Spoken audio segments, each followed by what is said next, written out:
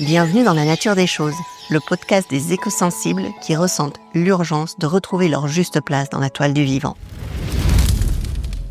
Nous vivons dans un monde en crise, où les urgences écologiques nous bousculent et où l'indifférence menace. Ce podcast, à travers des pistes d'action et de réflexion, est un espace pour transformer nos peurs et notre colère en action au service de la transition socio-écologique. Je suis Isabelle Giraldo, éco-facilitatrice et guide de reconnexion au reste de la nature. Et aujourd'hui, je te propose une conversation avec Lucie Klein, praticienne formée à l'éco-psychologie, autour d'une question simple mais impactante. Et si ce que nous appelons la crise de la quarantaine était en réalité un passage, une bascule, une invitation à retrouver notre lien intime avec le vivant, notre place unique dans cette communauté terrestre?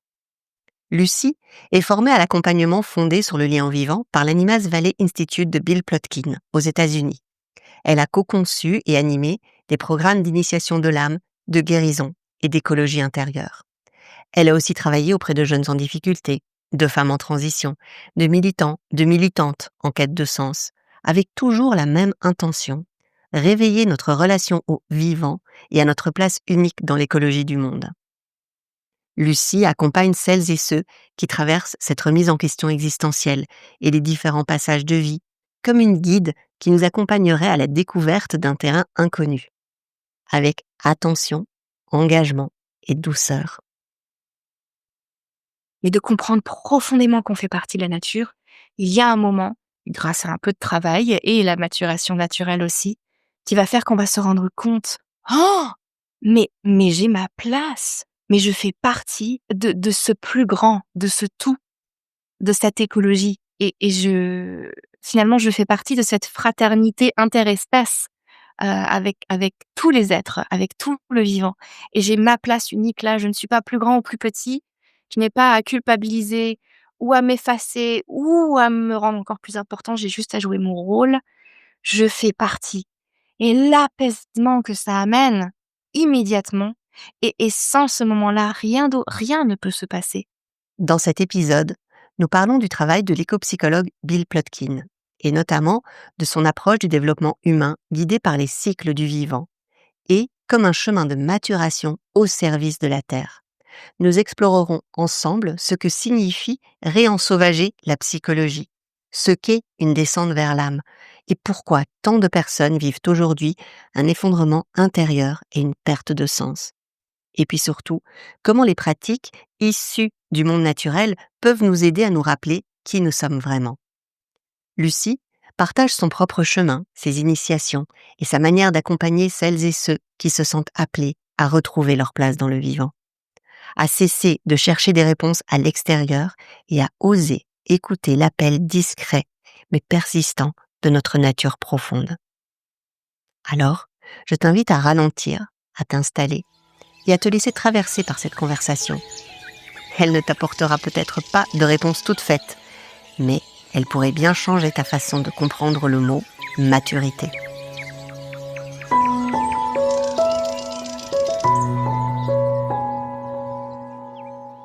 Bonjour Lucie, et merci d'être ici. Merci d'avoir accepté mon invitation. Bonjour Isabelle, c'est un plaisir et un honneur d'être là. Première question que je vais te poser, c'est de où te connectes-tu et comment vas-tu ce matin? Je me connecte du sud-ouest de la France, dans le Lot, juste à côté de Padirac. Et comment je me sens ce matin?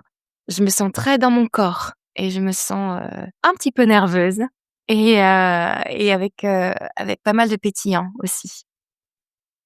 La première question que j'aime bien poser à mes invités, puisqu'on parle ici beaucoup de reconnexion au reste de la nature, d'écologie profonde ou d'éco-sensibilité, c'est est-ce qu'il y a un moment qui te vient comme ça directement, un moment de rencontre avec le reste de la nature qui a vraiment transformé ta vision ou ta perception du monde? Ah waouh, quelle belle question! Je crois que j'ai le privilège de dire que j'ai grandi avec beaucoup de nature et j'ai grandi avec beaucoup de temps libre, non supervisé en nature, beaucoup de jeux dehors, de jeux d'imagination et d'invention et du coup, je crois que j'ai le privilège de dire que la nature a toujours fait partie de moi. Après, je pense que notre relation, elle et moi, a pris différentes couleurs et je pense que, Un événement particulier et certainement un moment dans une forêt en Roumanie, un moment en Transylvanie, un moment de nuit profonde avec un tout petit quartier de lune, dans le ciel entre 2 sapins, où j'étais guidée par, des mentors et tout un groupe dans une danse et où, bon, ça demanderait une grande histoire, mais où, la nature extérieure, la montagne m'a donné mon vrai nom, m'a donné une idée de qui j'étais au plus profond de moi. Et c'est un moment où je me suis sentie tellement vue, tellement connue, avec une telle évidence de mon existence sur cette terre. Ouais, je crois que c'était un redépart. Ah, c'est beau, merci. Alors aussi, ce qui nous amène, à faire cet entretien aujourd'hui, avoir cette conversation aujourd'hui, c'est peut-être l'éco-psychologie et le travail, que tu fais surtout ou que tu as fait, que tu continues à faire avec cet éco-psychologue, Bill Plotkin. Je voulais d'abord te demander pour toi, qu'est-ce que ça veut dire éco-psychologie? Ah! Alors je pense qu'il y a des définitions très techniques et très linguistiques. Je vais peut-être, rester un petit peu en marge de ça et simplement dire que c'est peut-être, finalement ce que Bill Plotkin dit dans son langage, c'est de réensauvager la psychologie et de réensauvager les consciences et finalement de replacer, de se souvenir que la nature, c'est la nature intérieure et la nature extérieure. Et donc il y a un mouvement de conversation et d'effet de miroir entre ce qui se passe à l'intérieur de nous, les êtres humains, et puis ce que nous appelons la nature, c'est-à-dire les êtres autres qu'humains peuvent vivre. Mais on entend beaucoup ce mot «réensauvager». Est-ce que toi, tu pourrais peut-être nous dire qu'est-ce que Plotkin entend avec ce terme? Et justement, ça veut dire quoi, réensauvager la psychologie? Qu'est-ce que ça veut dire? Je crois que l'élan, il est dans le fait de nous aider à nous souvenir de ce qui est, imprimé au plus profond de nous dans notre nature profonde d'être humain, dans notre essence même. Comme si j'ai souvent cette image de voir des peut-être des hiéroglyphes encodés, sous notre peau, peut-être. Donc il y a nous aider à nous souvenir qu'il y a tout un langage, dont on est capable. Il y a une relation avec tout le vivant dont on est capable et d'ailleurs qui est ce pourquoi on est là et qui est ce qui nous nourrit. Et ce que j'aime beaucoup justement avec le travail de Bill Plotkin, c'est qu'on ne parle pas justement d'ajouter des compétences, on ne parle pas de s'élever, au contraire, on parle de descendre en soi, de se souvenir, de se remémorer. Donc on va travailler beaucoup avec le conscient et c'est là que ça fait des ponts, très évidents avec la psychologie, mais pas avec une psychologie, symptomatique, je dirais. Pas une psychologie qui identifie tout ce qui ne va pas chez nous, on va dire. Alors c'est pas non plus angélique, parce qu'on va vraiment apprendre à avoir un regard clair sur ce qui nous empêche au quotidien d'être, dans notre entièreté, d'être en pleine relation, en plein amour finalement, avec, tous les êtres. Mais il s'agit de se souvenir et il s'agit de finalement d'enlever des couches, pour revenir à notre nature et à nos capacités pleines, plutôt qu'à en rajouter. Donc ce serait ce travail de relation aussi, de retrouver, j'aime bien ce mot que tu utilises, de se souvenir, de retrouver ce lien profond avec le reste du vivant finalement, et quelque part, on va aussi travailler le lien à soi alors. C'est ce double lien un peu entre, le reste du vivant et puis ça nous ramène plus près de notre vraie nature. C'est un peu ça que tu veux dire? Oui, tout à fait. Oui, oui, je crois que j'ai posé la question récemment à plusieurs personnes, de finalement de quoi il s'agit avec ce travail, le travail de Bill Plotkin et je trouve que la réponse qui a fusé le plus, c'était: «C'est un travail qui répond à la faim, FIM, de trouver sa place dans le monde, de trouver sa place dans le monde, dans l'écologie, dans le vivant, sur cette planète, dans cette vie», hein, c'est des poupées russes. Mais je crois que cette question de trouver sa place, elle est très active en ce moment, elle est très activée et elle génère un malaise, je crois qu'un malaise très palpable dont tu parles beaucoup Isabelle dans ton travail. Je dirais humblement parce qu'il y a beaucoup plus que ce que je vais citer là, mais je dirais qu'il y a peut-être différentes réponses à cette question. Donc cette question qui peut se décliner en d'autres questions comme, mais à quoi je sers? Pourquoi je suis là? De quoi je fais partie? De quelle toile je fais partie? Qui sont mes gens? Quelle est ma terre? D'où je viens?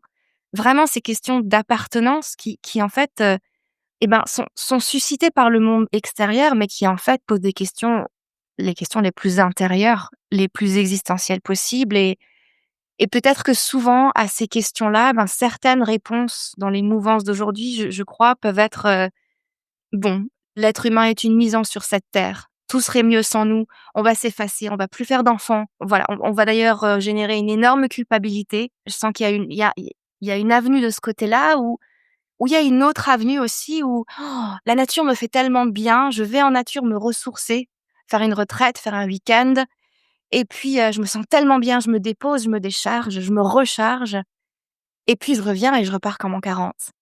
Et là, pour moi, il y a vraiment une notion finalement encore d'utilitarisme de la nature.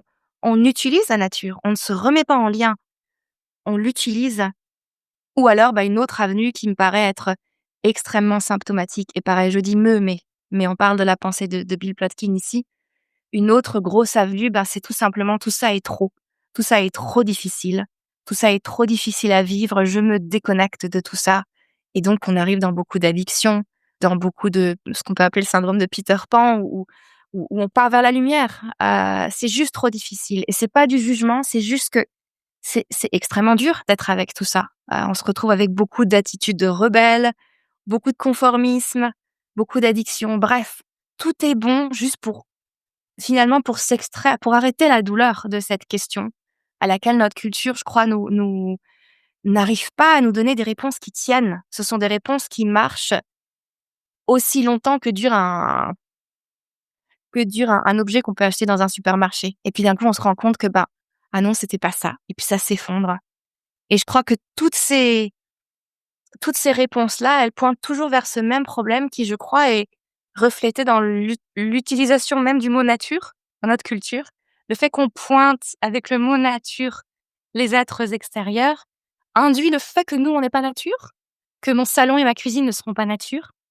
Et je crois que tout ça pointe vers le fait qu'on vit dans un paradigme de séparation et je crois du coup, le travail de réensauvagement, en tous les cas, selon la pensée de Bill, il est vraiment dirigé vers le fait de se remettre en relation, de se reconnecter, l'extérieur comme l'intérieur.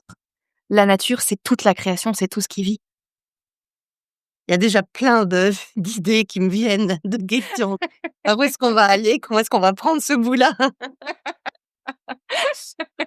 Il y a déjà, beaucoup, beaucoup de richesses que tu nous partages, c'est magnifique et le premier mot qui m'est venu, c'est a appartenance. Dans cette question que tu as dit, trouver sa place, à quoi je sers? Qu'est-ce que je viens faire ici?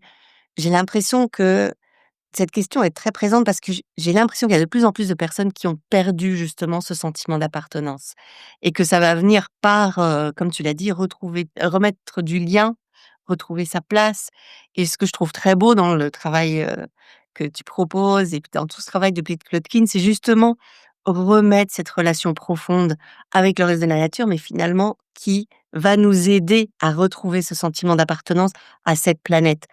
Parce que ça, c'est aussi un sentiment que j'ai par rapport à ce narratif ou ce récit dominant de la séparation. On se sent très, très, très déconnecté, mais finalement, on va de moins en moins prendre soin de la planète puisque on en fait quelque part de moins en moins partie. On a plus ce sentiment d'appartenance et donc ça se retrouve dans beaucoup de ce que tu as dit par rapport à cette, vision utilitaire qu'on pourrait avoir de la nature ou de cette séparation. Il y a la nature là-bas, loin et puis il y a moi ici et pourquoi est-ce que je prendrais soin de ça? On a aussi un peu perdu ce sentiment profond qu'on fait partie de la nature et qu'on ne peut pas exister sans le reste de la nature. En fait, on fait partie de cette planète et notre survie dépend de la survie de la planète. Et ça, j'ai l'impression que c'est de plus en plus, c'est une pensée qui devient de plus en plus étrangère.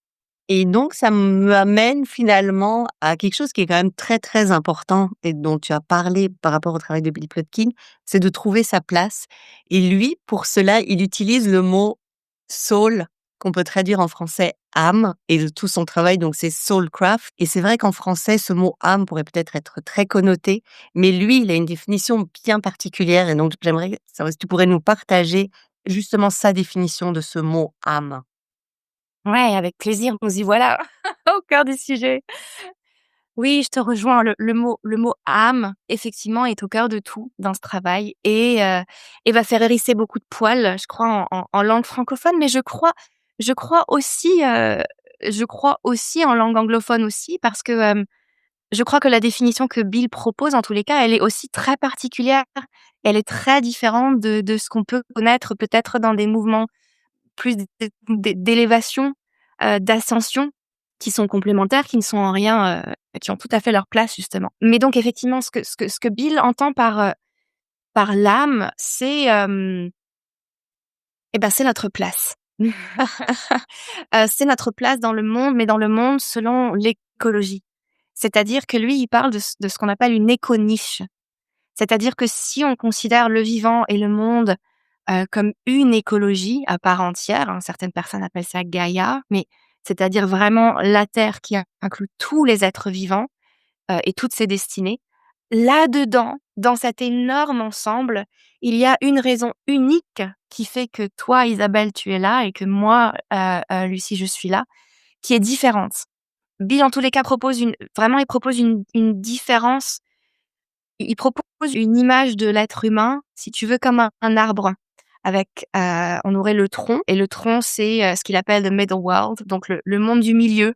On se retrouve dans la terre du milieu. Le monde du milieu, c'est-à-dire le monde dans lequel on interagit tous les jours finalement, qui inclut toute cette réalité-là. Et puis après, il y a le monde du haut et là, c'est le monde où on est, auquel on accède peut-être par des états méditatifs, le monde de l'esprit peut-être. Celui où on fait l'expérience du plus grand que soi, mais dans l'unité, c'est-à-dire où on ne fait tous qu'un, où on touche vraiment au fait que tout le vivant ne forme que un. Et ça, c'est extrêmement ressourçant et extrêmement important. Et l'âme, il la situe dans les racines, donc dans la troisième partie de l'arbre, où là on accède au monde, du dessous. C'est là qu'on trouve l'inconscient, c'est là où tous les héros dans nos mythes et dans nos légendes, à un moment donné, se font aspirer sous terre, se retrouvent en enfer, font des voyages au centre de la terre. C'est souvent pour aller se trouver et pour revenir ensuite au monde du milieu, en sachant qui ils sont et en sachant ce qu'ils ont à offrir. Donc quand on parle de l'âme dans la pensée de Bill Plotkin, on se situe là, au niveau des racines et de sous terre. Et là, autant l'esprit tout à l'heure, on était dans l'unité avec tous, autant là, avec l'âme, on est dans l'unicité, c'est-à-dire le fait d'être unique. Là où moi, je ne suis pas une avec toi, mais où je suis bien moi, différente de toi, et j'ai une destinée, j'ai une raison d'être, littéralement, qui est différente de la tienne. Donc lui, Bill parle d'une éco-niche, c'est-à-dire quelle est ta niche à toi dans toute cette écologie. Et c'est là qu'il est important de se souvenir pourquoi tout ce travail a besoin de la nature extérieure. C'est parce que quand on est en contact avec les êtres extérieurs, un chêne, un merle, un saumon, aucun de ces êtres ne va à un moment donné se dire «ça me toque, moi j'ai envie de devenir une pâquerette. Moi j'ai envie de devenir un aigle». En fait, on a vraiment un cycle de vie où depuis le début du gland, on va prendre le chêne, depuis le tout début, il y a l'image du chêne qui grandit et qui se développe tout au long de la vie. Et ça ne viendrait jamais à l'idée d'un chêne d'essayer de devenir autre chose. Et le chêne particulièrement, et ce chêne-là dans cet endroit du globe, va avoir un acte de service, va offrir quelque chose, va faire quelque chose que seul lui peut faire. Et que sans lui, l'écologie tout entière en souffrirait. Et donc, on prend cette analogie-là pour parler encore une fois de l'âme selon l'âme-centrisme, du coup, ou l'éco-âme-centrisme, qui est ce dont Bill Plotkin parle. C'est-à-dire, qu'est-ce qui se passerait si notre culture était formée d'individus qui s'étaient souvenus, qui avaient fait ce fameux voyage intérieur pour aller trouver cette image. Il y a un poème de David Whyte qui dit quand chacun de nous vit une image et qu'on passe sa vie à incarner cette image. Et donc dans cette image-là, il y a une définition toute particulière de chacun de nous qui dit quelque chose de quelle est ma manière à moi d'être en relation avec le monde? Quelle est ma manière à moi de contribuer, de participer au monde? Pourquoi je suis là? Qu'est-ce que moi j'ai à offrir que absolument personne d'autre ne peut faire à ma place? Et donc lui définit et il envisionne une culture selon laquelle de plus en plus d'individus vivraient selon cette image-là. Pas forcément ce que le mental ou ce que la culture nous invite à vivre et à devenir, mais plutôt se souvenir de cette image, de cette éconiche. Et d'ailleurs pour lui, la définition de l'adulte, un véritable adulte, c'est une personne qui vit les 2 pieds comme l'arbre, les 2 pieds enracinés dans son âme, dans son image.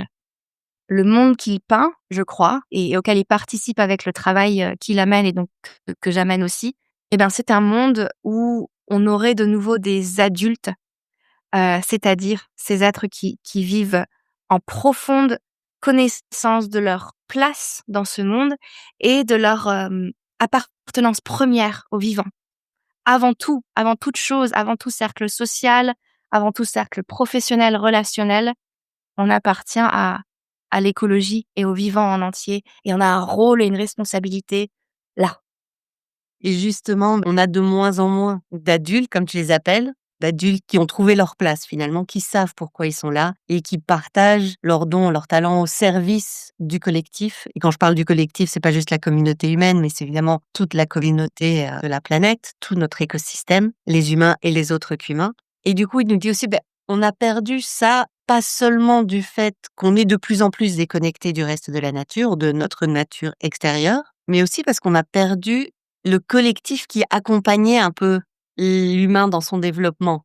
On n'a plus en place les structures ou les communautés ou même il parle de rites de passage qui accompagnent l'être humain à trouver justement sa place, à trouver son âme comme il l'appelle. Et c'est un peu comme ça, je pense qu'il explique le fait qu'on fait face à toutes les crises que nous connaissons actuellement. Il a ce très beau mot, il dit on vit dans une société dirigée par des adolescents. Est-ce que tu peux nous en dire un peu plus là? Ouais, tout à fait. Oui, je crois que la meilleure réponse là, qui me vient, c'est peut-être de parler de cette roue que Bill a produite, du coup, qui s'appelle la roue du développement humain, qui est finalement une vision, un imaginaire et qui, et ben, à mesure qu'on le pratique est de moins en moins un imaginaire et de plus en plus une réalité, mais qui est en fait l'image du développement humain, c'est-à-dire de la naissance à la mort, si on se développait en lien constant avec la nature et en miroir à la nature et comme la nature le fait. Je parle de la nature, extérieure, hein. Et donc c'est une ressource incroyable parce qu'elle décrit vraiment les 8. Lui, il identifie 8 différents stades de la vie avec différents passages et donc c'est la roue du développement âme-centrique ou éco-âme-centrique. C'est-à-dire si on se développait non égocentriquement, mais éco-âme-centriquement.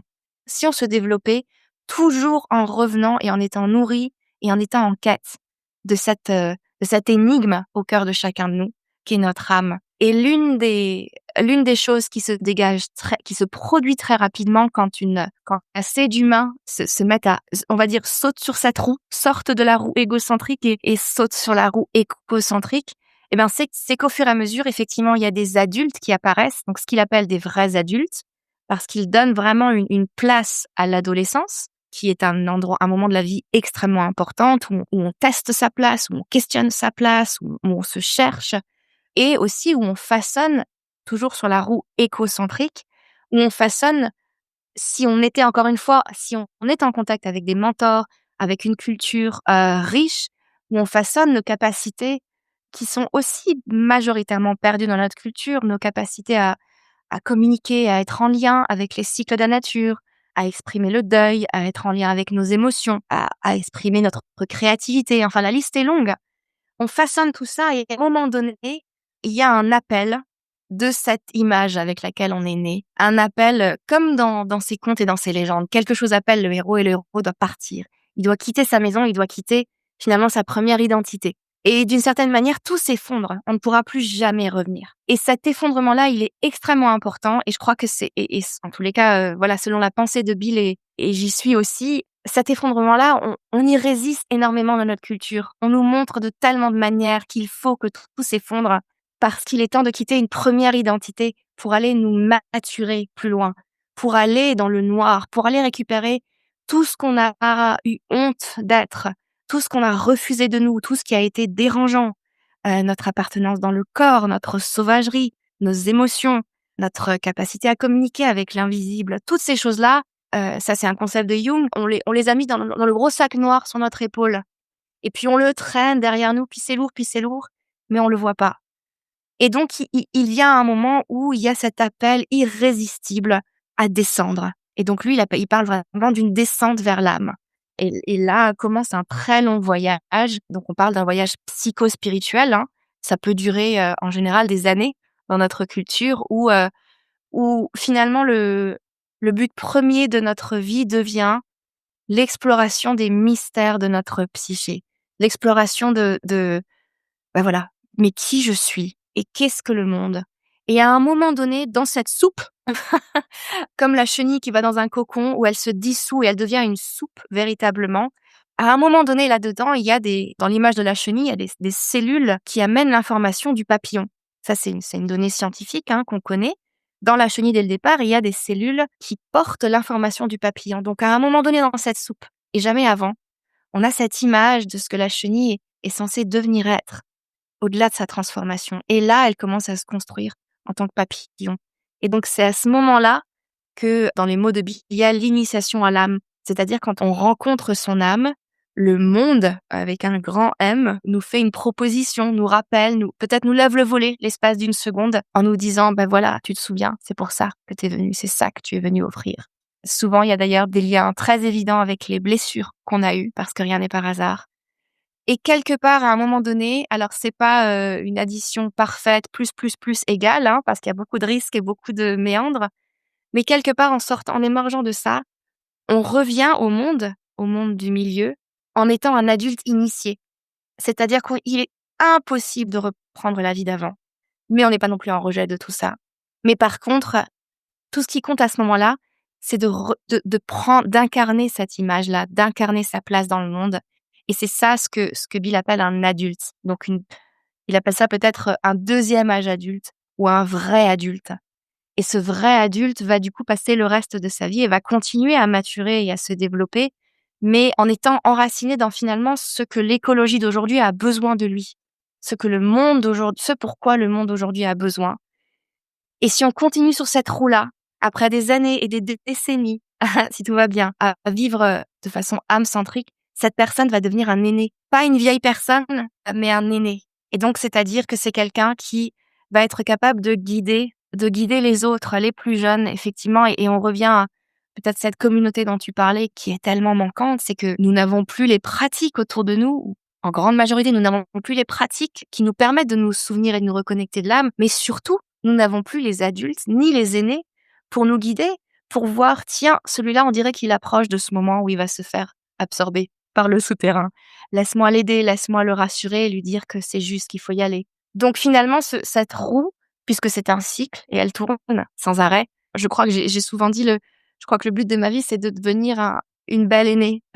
C'est vraiment ce que j'espère. Donc au fur et à mesure, on crée un village où finalement, eh ben, les enfants grandissent entourés de ces adultes qui incarnent une autre façon d'être. Ça se voit peut-être pas tout de suite, mais ça se sent à un moment donné. Et donc, il y a des modèles et il y a des guides autour de ça. Et ce cycle-là, cette roue-là, eh ben, elle est complètement dessinée en miroir à l'évolution de la nature, aux saisons, au moment de la journée. Et finalement, j'y pensais ce matin, je me disais, mais aucun fruit ne peut mûrir coupé de son environnement. Soit il va rester en l'état, soit il va pourrir malheureusement. Et donc effectivement, je crois quand Bill dit qu'on vit dans une culture patho-adolescente, ça veut dire qu'il parle de la majorité de la population humaine qui a passé les premières étapes du développement humain, de la maturation humaine parce qu'elles sont biologiques, hein, parce qu'on grandit, on passe par la puberté, voilà. Mais après, il y a quelque chose qui bloque parce qu'on refuse d'aller rencontrer l'âme, parce qu'on refuse de laisser tout se dissoudre. Et donc, on se retrouve à vivre dans une espèce de constante adolescence qui prétend être adulte. Et donc, ça génère encore plus de désorientation pour nos jeunes qui arrivent ensuite. Ce qui me vient aussi, c'est quand tu parles de ces fameux adultes initiés. Moi, j'ai un autre de mes mentors aussi, Colin Campbell, qui dit c'est un peu la crise de la quarantaine, hein, quand tu parles de cette dissolution. C'est ce qu'on connaît tellement aujourd'hui, on en parle tellement de cette crise de la quarantaine.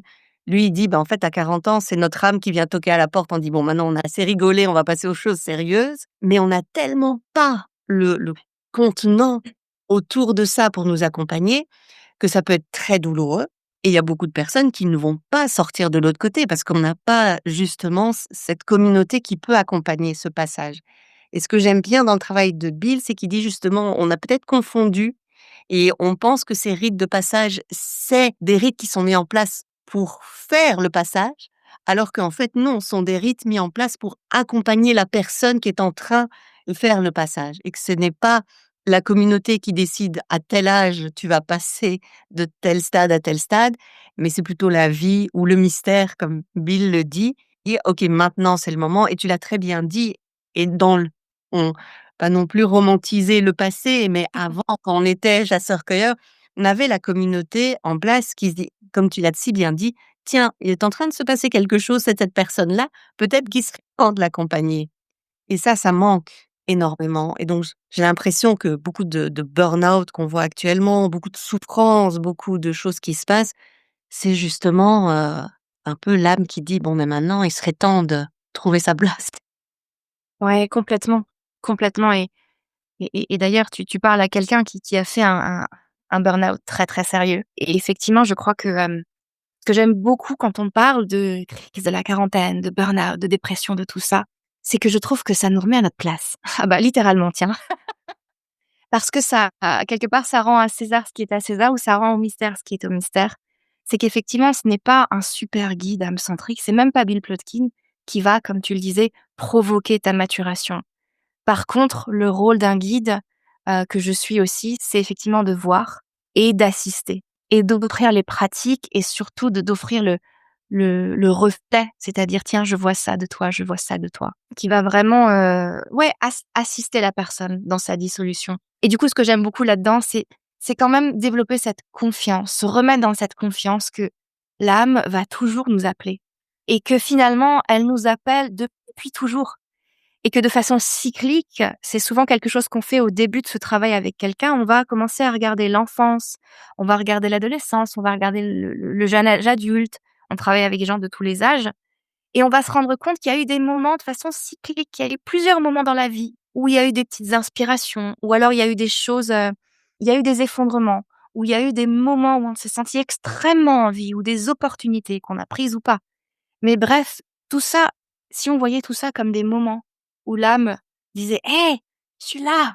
Alors on parle, on y va et c'est pour ça que très souvent on retrouve des superbes résonances avec l'enfance parce qu'on a moins de filtres qui bloquent ça dans l'enfance et très souvent, quand en tant qu'adulte, on va finalement trouver cette image, on va se rendre compte que: «Ah! Mais j'ai été en contact avec ça en fait, quand j'étais plus jeune». D'une manière immature, mais d'une manière quand même et je trouve que ça change l'histoire, encore une fois, de tous ces moments de vie qui peuvent être qualifiés de compliqués, voilà, des dépressions, des anxiétés, des crises de la quarantaine ou des crises d'ado.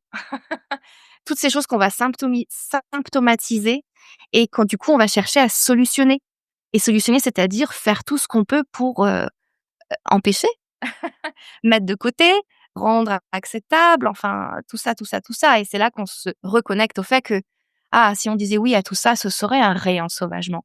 Puisqu'on dirait oui à la vie sauvage en nous qui vient nous chercher sans arrêt et qui veut vivre et qui veut s'exprimer, mais on la redompte sans arrêt. On peut continuer, ce fil-là parce que je trouve qu'il est Ouais, assez important sur et qui résonnera à mon avis beaucoup avec, ces ouais. auditeurs et auditrices de parler de ces burn-out, ces dépressions.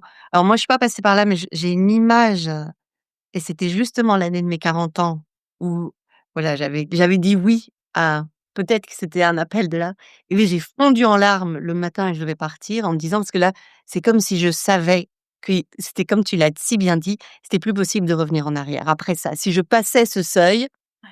ma vie allait complètement changer et donc il y avait aussi, ben, ce lâcher prise qui est pas toujours facile pour pouvoir passer de l'autre côté et ce qui me vient aussi, c'est que je me dis dans la société actuelle, il y a tellement de bruit Tu as parlé au tout début de ces couches qu'on devait enlever et il y a tellement on a un vrai travail aussi de déconstruction à faire et d'enlever toutes ces couches pour trouver parce que beaucoup de personnes, je pense à c'est facile à dire de trouver son âme, de trouver sa place, mais il y a tellement de bruit et tellement aussi de choses qu'on m'a dit que je devais être, ou que la société attend de moi, que c'est parfois difficile, je trouve, de faire taire ce bruit et de commencer ce travail de un peu comme un oignon qu'on épluche, de commencer à enlever ses costumes, enlever ses couches. Est-ce que tu penses que la nature ou la nature extérieure, le reste de la nature peut nous aider dans ce travail-là ou peut jouer un rôle à ce niveau-là? Ouais, oui, énormément. Énormément parce que je crois que ce qui est important à nommer, c'est comme tu l'as dit, beaucoup de bruit, beaucoup d'agitation et beaucoup de cercles d'appartenance finalement. On parlait d'appartenance au début et en fait, l'ego quand il se construit au fur et à mesure de notre vie et pareil, on a tendance à démoniser, je crois, l'ego alors que sans l'ego, on n'existerait pas. On ne peut pas être juste âme. On a besoin de finalement du conducteur de la voiture qui est l'ego. L'ego, il s'est construit dans cette finalement, dans cette première identité qu'on va après se laisser dissoudre, il s'est construit sur des certains cercles d'appartenance, sur des certaines vérités. Moi, je suis comme ça, moi, j'aime ça. Moi, je suis le mari d'eux et je pense comme ça et je suis de ce parti. Et pour l'ego, certaines de ces appartenances, elles sont tellement profondes que de les perdre, mais ce serait synonyme de mort parce que ça crée une telle désorientation où notre culture nous pousse tellement à nous définir, finalement, de façon immature dans les relations. C'est-à-dire, je n'existe que par la relation à laquelle je participe, même si c'est de façon très immature parce que c'est pas une relation égalitaire et authentique, c'est souvent des relations codépendantes. Mais du coup, cet ego, il s'est construit sur ces relations et il en a besoin. Et donc, quand on envisage ce travail d'âme, quand on envisage ce dénudement de l'oignon, comme tu disais, eh ben, l'ego va se battre parce qu'il nous a fait survivre et que c'est son job de nous faire survivre. Donc c'est vraiment important de nommer que on va se retrouver face à son ego. C'est pas facile du jour au lendemain de dire: «Tu sais quoi? Je quitte mon boulot et tout ce qui vraiment me définissait en mon âme profonde», là, j'utilise la langue française pour dire en mon âme profonde, je suis plus ça. C'est oui, là, on beaucoup se retrouvent en hôpital psychiatrique et ça, je crois que c'est une dynamique et puis il y a une autre dynamique aussi qui est, tu nommais tout à l'heure les conditionnements de notre culture qui, oui, nous ont été donnés par notre culture et nous sont reflétés comme des injonctions tous les jours, sous peine d'être rejetés et de ne plus avoir de place dans le seul, cercle d'appartenance qu'on connaît à ce moment-là, si on n'est pas dans la possibilité de l'appartenance à l'écologie et à l'âme. Mais ce qu'on oublie de voir, c'est que ce conditionnement, il a été, il est passé en nous aussi et on devient nous-mêmes les propres, quelque part nos propres c'est un langage chargé, mais nos propres bourreaux où nous-mêmes on réplique cette injonction. Donc toutes ces choses-là, je pense à un exemple, je crois d'il y a quelques semaines avec parce que c'est un travail sans fin, c'est jamais terminé et quelque chose dont je me suis souvenue moi-même il y a quelques semaines, je crois. Je nommais enfin dans ma vie tous les jours, j'étais vraiment j'étais tombée face au mur du conditionnement, on va dire des genres. Voilà, particulièrement de la définition du masculin, de la définition du féminin et puis je le nommais vraiment, je le pointais du doigt et puis ensuite je me suis écoutée moi, parler à quelqu'un et je me suis entendue moi répliquer les vérités de ce monde-là et je me suis rendu compte que moi-même j'étais le vecteur de ce conditionnement-là aussi, et c'est là qu'il est encore plus difficile à attraper et je pense que là, parce qu'on est allé tellement loin dans cette immaturation, immaturité et immaturation, il y a besoin d'outils. On n'a plus les outils, on n'a plus les pratiques, on n'a plus le village. On a nommé tout ça dans cette conversation. Et donc là, il y a véritablement besoin d'outils. Ça n'est pas, même si je crois que c'est important de se dire, on l'a pas oublié, c'est en nous, on va s'en souvenir, oui. Et aussi, on en est tellement loin qu'on va pas juste s'en souvenir en claquant des doigts. Il va y avoir un appel, mais comment on y répond? Et quand on ne sait pas comment y répondre, on y répond de toutes les manières immatures qu'on connaît. Effectivement, parfois, une crise de la quarantaine peut ressembler à tout plaquer ou s'acheter une voiture super chère ou quitter son mariage ou quitter sa famille, parce qu'on comprend qu'on nous demande de quitter quelque chose, mais on comprend pas pourquoi, on comprend pas comment, on comprend pas à quoi ça sert. Et si on résiste tout ça, ça peut être gardé à l'intérieur et là, on arrive à la dépression, on arrive à la perte de sens, on arrive à l'anxiété puisqu'on est en opposition à soi-même, on peut arriver aux addictions très rapidement aussi. Et donc là, pareil, ce que je trouve vraiment très intéressant avec le travail de Bill et d'Animas, qui est donc l'institut que Bill a fondé il y a 40 ans, c'est qu'il propose des cartes. C'est-à-dire qu'on est notre propre voyageur. Personne ne peut faire le voyage à notre place. Ce serait très, très bien et très important d'avoir un guide sur le chemin à nos côtés. Et aussi, il nous donne des cartes pour qu'on comprenne un petit peu où on va et comment on peut répondre à ce qui se passe en nous. Et je crois que l'une des premières choses qui, pour moi, a changé ma vie quand j'ai rencontré ce travail, en rencontrant ces cartes, c'était juste ce soulagement de me dire: «Ah, d'accord, donc ce que je vis est connu. Il y a quelqu'un d'autre qui sait. En fait, c'est normal». Parce que moi, le monde me rendait l'image que c'est pas normal. Il y a un truc qui cloche avec moi. Et en fait, non. Dans une certaine autre, lunette de vue, c'est tout à fait normal ce que je vis. Il y a quelqu'un d'autre, qui sait de quoi je parle. Et il me propose une carte. Ah, et je peux moi naviguer comme bon me semble avec ça, enfin, apprendre à être navigué par l'âme et le mystère. Et je crois une carte qui est très importante, c'est la carte qu'il appelle Wild Mind. Alors c'est une marque déposée, donc il faut la garder Wild Mind, mais moi je la traduirais, par esprit sauvage peut-être, réensauvager notre esprit. Et donc c'est vraiment une carte de la psyché qu'il propose et je crois qui est très, très importante quand on commence le voyage de déconditionnement de soi-même, de déculturation de soi-même, réensauvagement aussi, de guérison de soi-même où il propose une carte, une photo de la psyché humaine si elle était quand elle est dans son entièreté, c'est-à-dire quand elle est le reflet encore une fois, de la nature entière à l'extérieur. Lui, il la superpose, à la carte des 4 directions, qu'il étoffe et qu'il élabore beaucoup. Et ce qui est très utile dans cette carte, c'est que c'est vraiment un outil qui nous rend très autonomes, très indépendants, pour apprendre de plus en plus à identifier ces parties de nous. On appelle ça des parties blessées, des parties fragmentées de nous qui en fait prennent le dessus. Pour donner des exemples, il y a peut-être une partie de moi qui me dit sans arrêt que je ne dois pas prendre beaucoup de place, que je n'ai pas grand-chose à offrir, que je chante mal, que ma voix sonne faux. Ou une partie de moi qui va me dire, «Les hommes ne sont là que pour me blesser. Les hommes sont dangereux». Ou une partie de moi qui va me dire, «L'engagement, c'est synonyme d'enfermement». J'en donne quelques-unes, mais il y en a autant qu'il y a de brins d'herbe à l'extérieur, je crois. Et cette carte, elle propose vraiment des méthodes pour identifier ces parties de nous et puis, en premier lieu, quelque part se désolidariser, c'est-à-dire comprendre que je ne suis pas cette partie. C'est une partie de moi qui a souffert, qui en réponse à la souffrance s'est fragmentée et a produit une stratégie de défense. Et grâce à elle, j'ai réussi à survivre dans ce monde. Sauf que le problème, c'est que maintenant, elle continue en pilote automatique. Et elle affecte toutes mes relations et toute ma perception d'être dans le monde. Et donc d'abord, j'apprends à la voir, désolidariser de moi. Et puis ensuite, j'apprends à vraiment développer de la compassion envers elle, à comprendre ce qu'elle a fait pour moi. Puis à ce que Bill appelle la ramener à la maison, la mettre à la retraite. Lui dire: «Merci pour tout ton travail et je n'ai plus besoin de toi maintenant. Je vais essayer de faire autrement. Je vais essayer de faire ça de façon plus adulte». Et donc voilà, il y a plein d'exercices, il y a plein de choses qu'on peut faire pour vraiment moi je crois que de toute façon l'ultime, c'est un voyage d'amour de soi, en fait. Revenir à justement à ne pas, se débarrasser encore plus de ce qu'on appelle parfois nos démons, de ces parties de nous, qui nous minent.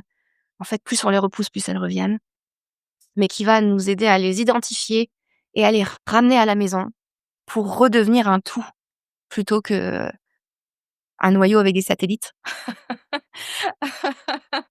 Et donc je dirais que cette carte-là, c'est l'une des choses qui peut vraiment être, d'une énorme aide quand on sent le vent souffler. Et puis après il y a mais la réponse est peut-être longue pour l'instant, mais il y a tout ce qu'il appelle les pratiques Soulcraft aussi. Et toute un tout autre chapitre de son travail, mais je crois qu'il est très importante aussi. Et je crois qu'on a fait un beau voyage dans cette conversation et on a un pas un peu, tout le travail de Bill. Évidemment, c'est un travail tellement riche, pas facile de le condenser et j'ai l'impression qu'on a fait un peu, on dit en anglais a full circle, qu'on a fait tout le tour de Ouais. la roue. La dernière question qui me vient, tu as parlé justement que cette écopsychologie, c'était le lien entre, d'abord le lien de soi à soi et le lien avec le reste de la nature, de retrouver notre place dans cette nature extérieure, mais aussi de retrouver ce lien important à notre nature profonde Et ce qui me venait quand je t'entendais parler, c'est de dire on est dans une société en fait, peut-être parce qu'on est dans cette société de grands ados qui met tellement d'importance et qui valorise tellement le lien aux autres ou l'identité sociale qu'on peut avoir. Comme tu l'as si bien dit, après évidemment c'est très difficile de lâcher cet ego qui s'identifie par rapport aux autres. C'est très, très difficile. Je trouve ça extrêmement difficile dans la société actuelle. Et la question que je me pose, c'est, justement, on a mis toute notre attention sur ce lien social, cette identité sociale. Qu'est-ce qui se passerait, et peut-être que tu peux répondre, si dès l'enfance, on mettait déjà de l'attention à ce lien à soi, à cette nature profonde, et plus d'attention aussi à cette relation avec le reste de la nature. Parce que beaucoup le travail de Bill et le travail que toi tu proposes s'adresse aux adultes finalement, qui commencent à se mettre en chemin. Mais il y a une partie de moi qui se dit: «Mais qu'est-ce qui se passerait en fait si on travaillait déjà avec les enfants?» Peut-être qu'il y aurait moins à déconstruire, il y aurait moins de couches à enlever. Donc ça, c'est la question qui m'est venue. Tu me fais chanter le cœur. Je suis maman d'une petite fille de 2 ans et je travaille depuis 15 ans dans l'éducation, donc c'est oui, en anglais, on dit «music to my ears». C'est voilà, c'est j'entends de la musique en pensant ça. Oui, je crois que, dans le travail de Bill, on parle d'un moment décisif dans le développement humain que lui, il appelle eco-awakening. Donc on pourrait appeler ça le réveil écologique. Et donc c'est ce moment de vie où, si on n'a pas grandi dans une culture qui nous a mis en contact avec, pas juste le fait d'aimer la nature, de faire de la grimpette dehors et d'aller embrasser les arbres, pas juste ça, mais de comprendre profondément qu'on fait partie de la nature, il y a un moment, grâce à un peu de travail et la maturation naturelle aussi, qui va faire qu'on va se rendre compte: «Oh! Mais j'ai ma place, mais je fais partie de ce plus grand, de ce tout, de cette écologie et je finalement, je fais partie de cette fraternité interespèce, avec tous les êtres, avec tout le vivant et j'ai ma place unique là. Je ne suis pas plus grand ou plus petit. Je n'ai pas à culpabiliser ou à m'effacer ou à me rendre encore plus important. J'ai juste à jouer mon rôle. Je fais partie et l'apaisement que ça amène immédiatement et sans ce moment-là, rien ne peut se passer. Sans comprendre qu'avant toute chose, avant tout lien humain, on appartient à l'écologie et à la toile du vivant, à tous les êtres, rien ne peut se passer. Et donc ce moment est extrêmement décisif et aussi, il y a quelques rares cas où certaines personnes ont grandi, où finalement, on parle d'un réveil écologique, finalement ces gens ne se sont jamais endormis. Parce qu'il y a juste eu assez dans la culture familiale, il y a juste eu assez. Certainement pas beaucoup vu la dominante culturelle, mais il y a juste eu assez pour que cet oubli n'arrive jamais. Et je nomme ça parce que je crois très profondément qu'en baignant nos enfants dans cette culture dès le début, parce que pour eux, c'est normal. Pour ma fille, c'est normal de dire merci à un escargot et au ciel et de parler ce matin, elle parlait à haute voix à la lune. Ces choses-là, pour nous, il faut des retraites et des retraites déjà pour que ce soit normalisé. Il y a plein de choses qui sont complètement normales. Hem et donc oui, je crois vraiment que c'est possible et je le vois depuis des années en faisant ce travail qu'on peut parce que c'est en nous. Il s'agit de le réveiller et donc bah oui, si on le réveille dans la tendre enfance où l'innocence domine avant les conditionnements, pas romancer ça parce qu'ils viennent aussi avec leurs blessures, leur destinée. C'est pas des vases vides qu'on remplit. Au contraire, je crois que notre job, c'est de les aider à se voir eux-mêmes, de les aider à comprendre quel genre de vase ils sont et qu'est-ce qu'ils ont à l'intérieur à donner, à verser. Mais oui, je crois vraiment que plus on peut produire de culture éco-âme-centrique autour de nous et plus les jeunes de tous âges, les enfants particulièrement, mais à tous les âges, plus on va se baigner là-dedans, plus on va se souvenir, on va se réveiller. Peut-être, un message qui me vient aussi, je pense que tu l'as touché du doigt en disant quand tu as trouvé ce travail, tu t'es dit: «Ah mais je suis pas anormale, qu'il y en a d'autres comme moi qui ressentent la même chose» et j'ai l'impression que ça, c'est vraiment un message que j'ai envie de hurler presque, parce que c'est vrai, moi aussi étant très introvertie, éco-sensible, je me suis jamais sentie à ma place dans cette société-là et comme toi, le jour où j'ai trouvé ce travail, de me dire: «Ah mais je ne suis pas seule, il y en a d'autres qui ressentent la même chose» et je trouve que c'est important de partager ce message pour que les personnes qui ressentent ça aussi Et ce qui m'attriste, moi, c'est quand je le vois chez les jeunes, et vraiment des jeunes hypersensibles ou des jeunes avec une certaine sensibilité qui, peu à peu, vont se fermer et vont se déconnecter peut-être même encore plus de qui ils sont parce que, quelque part, quand on a cette hypersensibilité, d'évoluer dans ce monde-ci, dans cette société-ci, ça peut être très douloureux. Et donc, c'est pour ça que je trouve que, voilà, le travail que tu fais est tellement important et c'est important de répéter que c'est pas anormal de ressentir ça Dieu non. Mon Dieu non. Ouais. et qu'on est de plus en plus, j'espère. Ouais, tout à fait. Peut-être pour terminer, si tu aurais, quelque chose pour justement ces personnes qui ressentent cette sensibilité, qu'est-ce qu'elles pourraient faire pour prendre soin d'elles? Ah! En posant cette question, tu as mis ta main sur ton cœur et je vois que rien que ça, parce qu'on a tellement un réflexe de se blâmer pour ça, de directement aller dans l'impact que ça va avoir socialement si je m'ouvre à ces questions-là, et du coup de se taper dessus, quoi.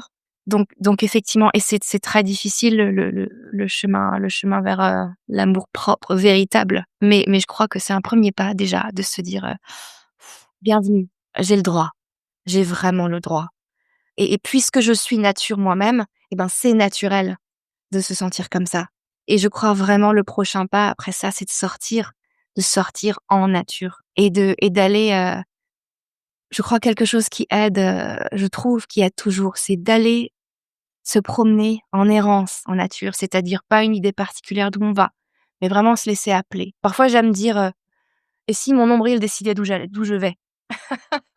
Je marche pas avec la tête en premier, mais avec le nombril en premier et peut-être jusqu'à ce que je trouve, un être ou quelque chose à l'extérieur, un arbre, un rocher, une grenouille, peu importe. Ça se fait dans un parc, même en ville, hein. Quelque chose qui a l'air de qui pour moi a l'air d'être un miroir de ce que je ressens. Peut-être un arbre ou un être qui a l'air de souffrir exactement comme je souffre ou de ressentir ce que je souffre, ce que je ressens, le beau comme le moins beau et juste d'aller chercher ça et d'aller s'asseoir avec cet être-là et puis peut-être, d'écouter cet être et de lui raconter à cet être comment on se sent. Un premier pas peut-être pour aller voir que c'est naturel et que c'est de la nature de se sentir comme ça et que c'est une porte ouverte. C'est pas une menace, c'est une porte ouverte d'avoir des questions et des doutes. Merci. Une belle conclusion, cette pratique pour aller à la rencontre de soi en allant à la rencontre de la nature extérieure.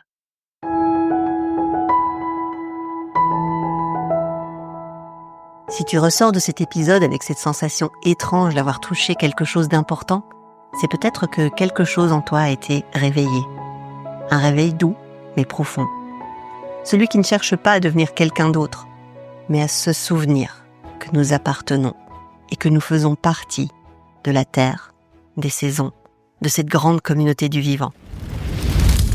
Comme Lucie nous l'a partagé, nous avons tous et toutes une place. Pas à justifier, ni à conquérir, juste à habiter. Alors peut-être sens-tu toi aussi cet appel à ralentir, à quitter les rôles qu'on t'a assignés, à te souvenir de qui tu es, au-delà des masques et des costumes qu'on t'a obligé à porter. Si tu ressens l'envie d'explorer plus loin, de créer des espaces où d'autres puissent, elles et eux aussi, faire ce chemin vers leur nature profonde, alors je t'invite à découvrir la formation en éco-facilitation que je propose. C'est une invitation à apprendre à tenir des espaces de transformation, à tisser du lien entre les humains et le vivant, à accompagner depuis un lieu juste et aligné. Et si ce que tu as entendu ici résonne, je t'invite aussi à découvrir le travail de Lucie, ainsi que celui de Bill Plotkin, fondateur de l'Animas Valley Institute. Il y a justement un nouvel espace francophone autour de sa démarche Soulcraft qui est en train de s'ouvrir, et c'est peut-être le bon moment pour t'en approcher. Je te mets tous les liens dans la description de l'épisode. Et merci pour ta présence, ton écoute et ton désir de tisser du lien et du sens dans ce monde qui change. Et surtout, prends soin de toi et du monde qui t'entoure. Free audio post-production by alphonic.com.